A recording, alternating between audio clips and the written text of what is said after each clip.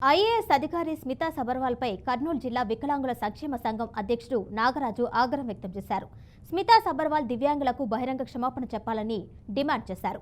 Civil service ఉద్యోగాలకు దివ్యాంగులు అనర్హులని IAS అధికారిని అనడం దారుణమన్నారు. దివ్యాంగుల్ని ప్రోత్సహించాల్సిన అధికారి తమ పట్ల వివక్ష చూపడం ఏంటని ప్రశ్నించారు.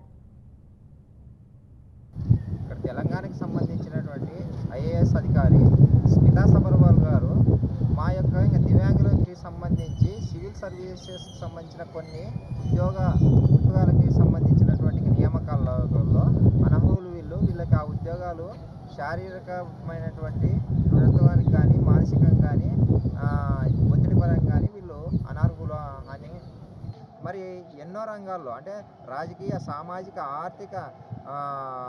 ఆర్థిక విద్య వైద్య స్పోర్ట్స్ అన్ని రంగాల్లో కూడా మా యొక్క దివ్యాంగులు కూడా రాణిస్తున్నారు అంటే సకలాంగులతో పాటు. మరి ఈరోజు అదే మరి ఈరోజు మీరు ఏం చూసి మమ్మల్ని చాలా తక్కువ అంచనా వేసినారు? ఎందుకు మేము సివిల్ సర్వీసులో సంబంధించినటువంటి కొన్ని జాబులకి అర్హులం కాను. మరి మేము మీ విజ్ఞతకి వదిలేస్తున్నాము. అంటే మీరు ఇకపైన కూడా మరి దీన్ని సవరించుకొని మాకు మీరు కూడా బహిరంగ పరమైనటువంటి క్షమాపణలు చెప్పాలని మేము కోరుకుంటున్నాము.